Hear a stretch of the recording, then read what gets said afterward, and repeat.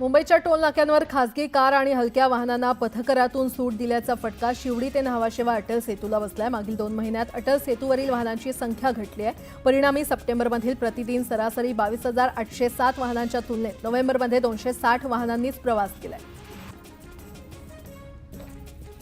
मुंबई गोवा महामार्गाचं काम पूर्णत्वास येत असताना महामार्गावर पथदिवे नसल्याने अंधार पसरला होता। आता मात्र महामार्ग प्रशासनाने दुतर्फा पथदिवे लावण्याचं काम हाती घेतलंय। विशेषतः उड्डाणपूल पथदिव्यांनी उजळणार आहे। दादर येथील महापौर बंगल्याच्या परिसरात उभारण्यात येत असलेल्या बाळासाहेब ठाकरे राष्ट्रीय स्मारकाच्या पहिल्या टप्प्याचं काम या महिन्याच्या अखेरपर्यंत पूर्ण होणार आहे, अशी माहिती मुंबई महानगर प्राधिकरणातील वरिष्ठ अधिकाऱ्यांनी दिली आहे। दिल्ली मुंबई एक्सप्रेस वे सारख्या प्रकल्पांच्या गुणवत्तेबाबत प्रश्नचिन्ह निर्माण झालं असतानाच रस्ते परिवहन मंत्रालयानं कंत्राटदारांच्या कामाचं मूल्यांकन करण्यासाठी नवीन मानकं तयार केली आहेत। या मानकांमध्ये नापास होणाऱ्या कंत्राटदारांना महामार्गाचे ठेके मिळणार नाहीत। ठाणे पालिकेची पाणी बिल थकबाकी वसुली करता पालिकेनं कंबर कसले आहे। पालिकेनं बिल थकवणाऱ्यांच्या तोंडचं पाणी पळवलं असून आतापर्यंत 1780 नळांचं पाणी कनेक्शन बंद केलं असून 152 मोटार पंप जप्त केले। जागतिक कीर्तीच्या एलिफंटा लेण्यातील लेणी क्रमांक 3च्या प्रवेशद्वारावरील स्लॅब पूर्णतः धोकादायक बनला आहे आणि त्यामुळे कोणत्याही क्षणी तो कोसळून अपघात होण्याची शक्यता आहे। त्यामुळे देशी विदेशी पर्यटकांनी नाराजी व्यक्त केली आहे। दहिसर ते मीरा रोड मेट्रो 9 मार्गिकेच्या कारशेड उत्तनमधील डोंगरी इथे बांधली जाणार आहे, तर यासाठी 1406 झाडं कापावी लागणार आहेत। मीरा भाईंदर पालिकेनं त्यासाठी हरकती मागवताच पर्यावरण प्रेमींनी विरोध केला आहे। आर्थिक गणित बिघडल्यानं बेस्ट उपक्रमानं स्वमालकीऐवजी भाडेतत्वावर बस गाड्या घेण्याचा सपाटा लावलेला आहे। खासगीकरणामुळे कायमस्वरूपी कर्मचारी आणि प्रवासी खरं तर मेटाकुटीला आलेले आहेत। भविष्यात बेस्ट आणि प्रवाशांसाठी भाडेतत्वावरील बस धोक्याची घंटा ठरण्याची चिन्ह आहेत। मुंबईकरांना गारेगार आणि वाहतूक कोंडीशिवाय प्रवास करता यावा यासाठी मुंबई मेट्रो रेल कॉर्पोरेशननं सुरू केलेल्या भुयारी मेट्रोची रिकामी धावाधाव सुरू आहे। अद्याप पुरेशी कनेक्टिव्हिटी नसल्यानं मागील 3 महिन्यात केवळ 12 लाख लोकांनी प्रवास केला। मेट्रो 3 मार्गावरील आरे ते बीकेसी दरम्यानचा पहिला टप्पा ऑक्टोबरपासून सेवेमध्ये दाखल झाल्यानंतर बीकेसी ते कफ परेडपर्यंतचा पुढचा टप्पा कधी सुरू होणार याची मुंबईकरांना प्रतीक्षा लागली आहे। बीकेसी ते वरळी असा टप्पा मार्चपासून मुंबईकरांसाठी सुरू करण्याचं नियोजन आहे। मुंबई नाशिक महामार्गावरील साकेत पूल भागातील मुख्य मार्गिकेच्या रुंदीकरणास सुरुवात झालेली आहे। साकेत पूल ते माजिवडा असे हे काम सुरू असून या कामाला किमान 3 महिने लागण्याची शक्यता आहे आणि त्यामुळे याचा परिणाम नाशिकच्या दिशेने वाहतूक करणाऱ्या वाहन चालकांना सहन करावा लागण्याची शक्यता आहे। मुंबई आणि ठाण्याला जोडणारा राज्य शासनाचा महत्त्वाकांक्षी प्रकल्प असलेल्या वडाळा घाटकोपर ठाणे कासारवडवली अशा मेट्रो 4चं काम अद्याप पूर्ण झालं नाहीये। डिसेंबर 2025 नंतरच मेट्रो 4 ही ठाण्यातून धावेल अशी नवी डेडलाईन देण्यात आली आहे। मुंबईतील धारावीच्या पुनर्विकासाचं काम सुरू आहे, यासाठी जागरूकता अभियान राबवलं जात आहे। रहिवाशांच्या चौक सभा घेतल्या जात आहेत। ही माहिती सर्वांपर्यंत पोहोचवावी यासाठी विविध भाषांमधून टोल फ्री क्रमांक देखील जाहीर केले असून महिन्याभरात 8,000हून अधिक कॉल्स आलेत।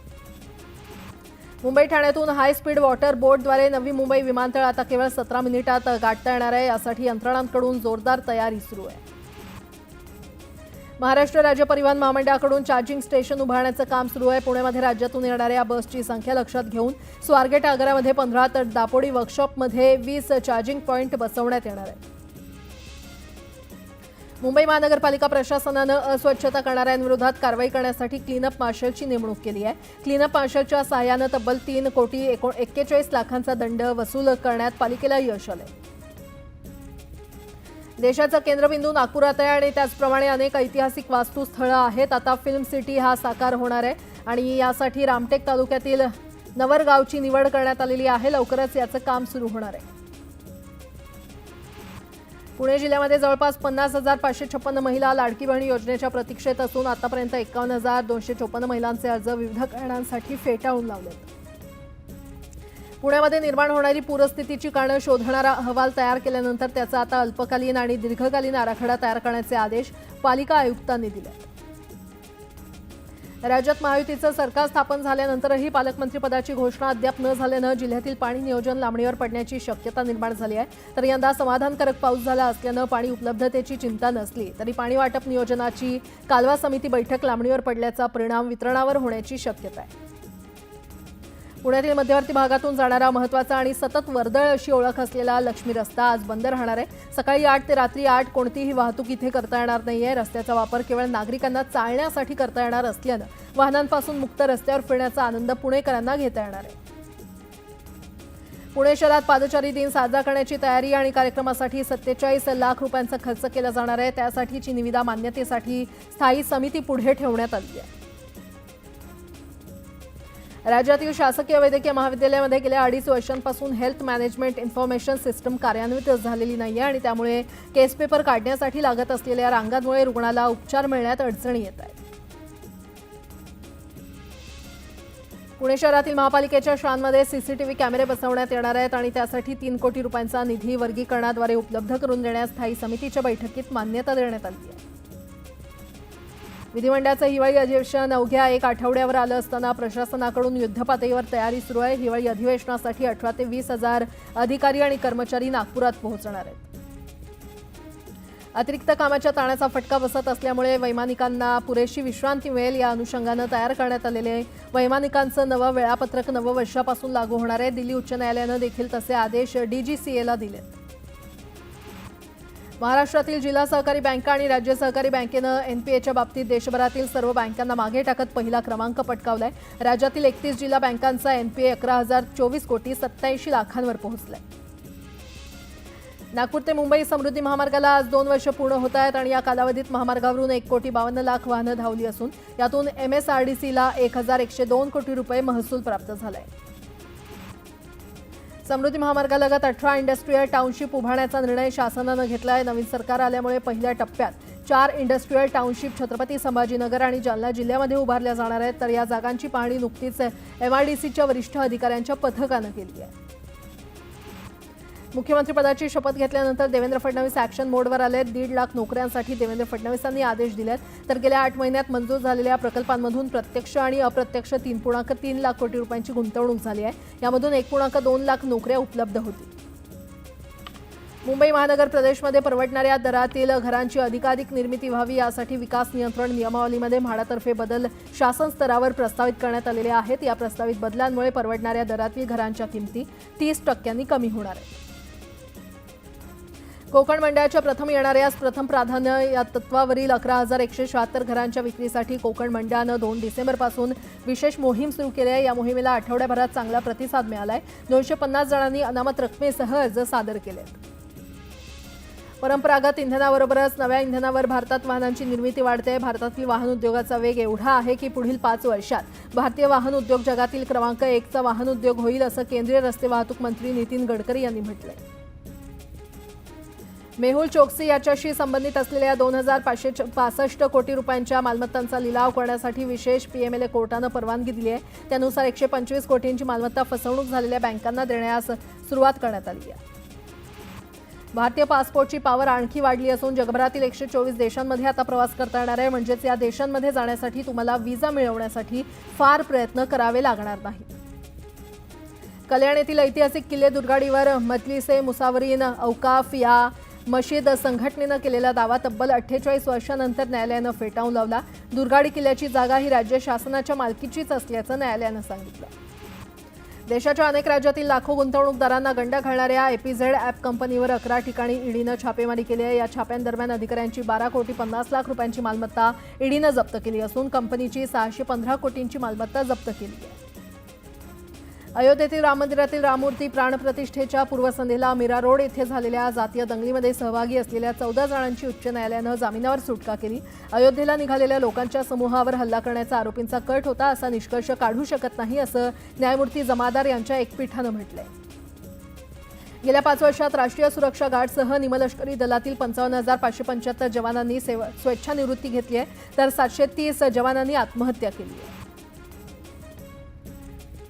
नाताळ आणि नवीन वर्षाच्या स्वागताच्या बेत आखण्यात आता सुरुवात झालेली आहे। यासाठी विविध ठिकाणी फिरायला जाणाऱ्या नागरिकांची संख्या मोठी आहे। यामुळे विमान प्रवाशांची संख्या वाढली आणि त्यामुळे किमान विमान कंपन्यांनी तिकिटांच्या दरात वाढ केली आहे।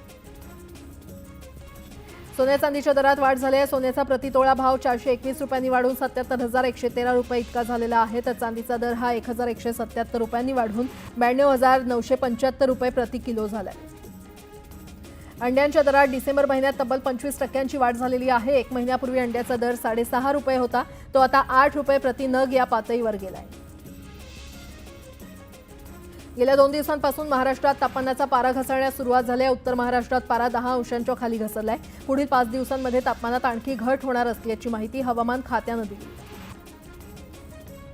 वर्ध्यासह ग्रामीण भागात हवेत गारठा वाढलाय। सगळीकडे धुक्याची चादर पसरली असून येत्या 2 दिवसात आणखी थंडी वाढण्याची शक्यता हवामान खात्याने वर्तवली आहे। गोंदियामध्ये थंडीचा कडाका जाणवू लागलाय। जिल्ह्यामध्ये 12 डिग्री सेल्सिअस तापमानाची नोंद झाली आणि त्यामुळे नागरिक शेकोट्यांचा आधार घेत आहेत।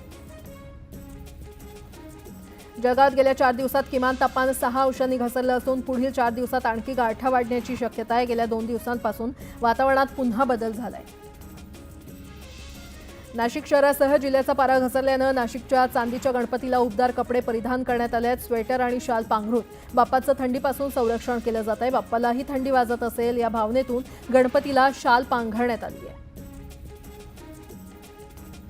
भातसानगरमध्ये सप्टेंबर आणि ऑक्टोबर महिन्यामध्ये अवकाळीमुळे झालेल्या पिकांच्या नुकसानीचं प्रशासनाकडून पंचनामे करण्यात आले। तसा अहवाल देखील सरकारकडे सादर करण्यात आलाय, मात्र अद्यापही नुकसान भरपाई देण्यात आलेली नाही। जुन्नर तालुक्यातील रब्बी हंगामातील कांदा लागवड अंतिम टप्प्यात आली आहे, मात्र मजूर टंचाईचा मोठा सामना शेतकऱ्यांना करावा लागतोय। सध्या मध्य प्रदेशातील मजूर कांदा लागवडीसाठी दाखल झाले असून 300 ते 350 रुपये हजेरी देऊन कांदा लागवड करावी लागते।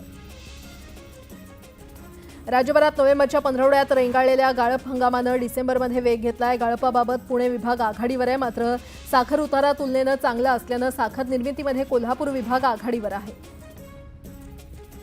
राज्यातील साखर गाळप हंगाम सुरू होऊन 1 महिना उलटलाय। अद्याप गाळप हंगाम पूर्ण क्षमतेनं सुरू झालेला नाहीये।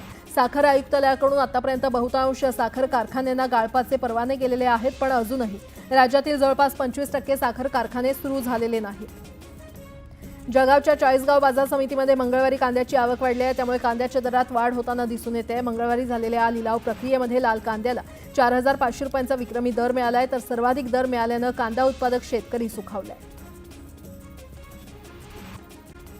रेशन धान्य दुकानातून वितरित होणारं मोफत धान्यांचं डिसेंबर महिन्याचं वितरण राज्यामध्ये ठप्प झालंय। 1-2 दिवस नाही तर गेल्या 10 दिवसांपासून ई-पॉश मशीनला तांत्रिक अडचण येत असल्यानं लोकांना धान्य मिळत नाहीये आणि त्यामुळे कार्डधारकांमध्ये संतापाचं वातावरण आहे। रायगडच्या म्हसळा तालुक्यात डिसेंबर महिन्यात येणारी आंब्याची पहिली पेटी यावर्षी येण्यास 2 महिने लागणार आहेत। हवामान बदलाचा फटका आंबा पिकाला बसल्यामुळे आंबा बाजारात फेब्रुवारीमध्ये न येता तो मार्च किंवा एप्रिलमध्ये येण्याची शक्यता आहे। सिंधुदुर्ग जिल्ह्यातील वनक्षेत्रात 5 वर्षांपूर्वी वाघांची नोंद 0 होती। नव्या व्याघ्र गणनेमध्ये वाघांची संख्या ही 8 वर पोहोचली, मात्र या ठिकाणचं जंगल क्षेत्र हळूहळू घटत असल्यानं चिंता व्यक्त होते। पुणे नाशिक महामार्गावर जुन्नर तालुक्यातील नारायणगाव इथे रस्ता क्रॉस करत असताना अज्ञात वाहनाच्या धडकेमध्ये 4 ते 5 वर्षाच्या बिबट्याचा मृत्यू झालाय। वनविभागानं बिबट्यावर अंत्यसंस्कार केले। वर्ध्यामध्ये चराईसाठी जनावरं घेऊन जंगल परिसरात गेलेल्या गुराख्यावर पट्टेदार वाघानं हल्ला केला। हल्ल्यामध्ये गुराखी ठार झालाय। जळगावात वातावरणातील बदलामुळे 2 आठवड्यात आरोग्य केंद्र आणि उपकेंद्रात सर्दी, ताप आणि व्हायरलच्या 50,000 रुग्णांनी उपचार घेतले। वर्षभराच्या तुलनेमध्ये यंदा ओपीडी दुपटीनं वाढली असून दररोज किमान 3500 रुग्णांची आरोग्य केंद्रामध्ये तपासणी होते। जळगाव जिल्ह्यातील 30 प्राथमिक आरोग्य केंद्र स्मार्ट होणार आहे। शासनाकडून स्मार्ट प्राथमिक आरोग्य केंद्र ही संकल्पना राबवण्यात आली आहे। स्मार्ट प्राथमिक आरोग्य केंद्र उपक्रमामुळे 30 आरोग्य केंद्राचं रुपडं पालटणार आहे। वर्धा जिल्हा परिषदेच्या आरोग्य विभागाला राष्ट्रीय आरोग्य अभियानांतर्गत 21 रुग्णवाहिका देण्यात आलेल्या आहेत। यात 6 नवीन तसंच 15 प्राथमिक आरोग्य केंद्रांना रुग्णवाहिका देण्यात आल्यानं आरोग्य सेवा प्रबळ होणार आहे। छत्रपती संभाजीनगरमध्ये नुकत्याच झालेल्या भरती प्रक्रियेमध्ये विविध पदांसाठी निवड झालेल्या 60 जणांनी नोकरीकडे पाठ फिरवली आहे, त्यामुळे प्रतीक्षा यादीतील उर्वरित 60 जणांना पाटबंधारे विभागाकडून नोकरीची ऑफर देण्यात आली आहे। जळगावातील आरोग्य विभागाकडून प्रत्येक महिन्याला जलस्रोतांचं सर्वेक्षण केलं जातं। गेल्या महिन्यातील सर्वेक्षणात 40 गावात दूषित पाणी पुरवठा होत असल्याचं निदर्शनास आलं। जलस्रोतांची दुरुस्ती करण्यासह तातडीनं उपाययोजना करण्याच्या सूचना देण्यात आल्या। जळगावात क्रिकेटचा बॉल घेण्यासाठी घरात येणाऱ्या तरुणाला रोखण्याचा प्रयत्न करणाऱ्या महिला पोलिसाचा विनयभंग करत शिवीगाळ आणि दमदाटी केल्याचा प्रकार समोर आला। एका जणाविरोधात अमळनेर पोलिसात गुन्हा दाखल करण्यात आला। जळगाव मनपाच्या गिरणा पंपिंग स्टेशनच्या पाईप चोरी प्रकरणी रामानंद नगर पोलिसांकडून 2 जणांना अटक करण्यात आली आहे। संशयित अक्षय अग्रवाल आणि भावेश पाटील यांची पोलीस अधीक्षक महेश्वर रेड्डी यांनी स्वतः चौकशी केली। या दोघांना न्यायालयामध्ये हजर केलं असता 2 दिवसांची वाढीव पोलीस कोठडी देण्यात आली आहे। आता एक सविस्तर बातमी. दिवंगत यशवंतराव चव्हाण यांच्या स्मृतिदिनानिमित्त कराड शेती उत्पन्न बाजार समितीनं भरवलेल्या कृषी औद्योगिक प्रदर्शनात जातीवंत जनावरं शेतकऱ्यांचं आकर्षण ठरले आहेत. त्यांना पाहण्यासाठी लोकांची मोठी गर्दी होतीये. दिवंगत यशवंतराव चव्हाण यांच्या स्मृतिदिनानिमित्त कराड शेती उत्पन्न बाजार समितीने भरवलेल्या कृषी औद्योगिक प्रदर्शनात जातीवंत जनावरं शेतकऱ्यांचं आकर्षण ठरली आहेत. गडिंग्लजमधील मुरा जातीच्या 1.25 टनाचा रेडा आणि जतच्या खिलार सोन्या बैलानं सर्वांचं लक्ष वेधलंय. कोल्हापूरच्या हसूर चंपू गावातील स्वप्नील पवार यांच्या 1.25 टनाचा मुरा जातीचा धिप्पाड रेडा शेतकऱ्यांचं आकर्षण ठरतोय. 38 महिने वयाच्या या रेड्याचं नाव युवराज आहे. यापूर्वी 6 प्रदर्शनांमध्ये युवराजनं पहिल्या क्रमांकाचं बक्षीस पटकावलंय. कराडच्या प्रदर्शनात सुद्धा युवराज पहिल्या क्रमांकाच्या बक्षिसाचा मानकरी ठरलाय. तर जत तालुक्यातील उमराणी गावच्या विद्यानंद चन्नाप्पा आवटे यांच्या खिलार जातीच्या सोन्या बैलानं सुद्धा शेतकऱ्यांचं लक्ष वेधलंय. जातीवंत खिलार बैलाच्या स्पर्धेत त्याने पहिला क्रमांक पटकावलाय. खिलार जातीमधील हा सर्वात जास्त उंचीचा बैल आहे.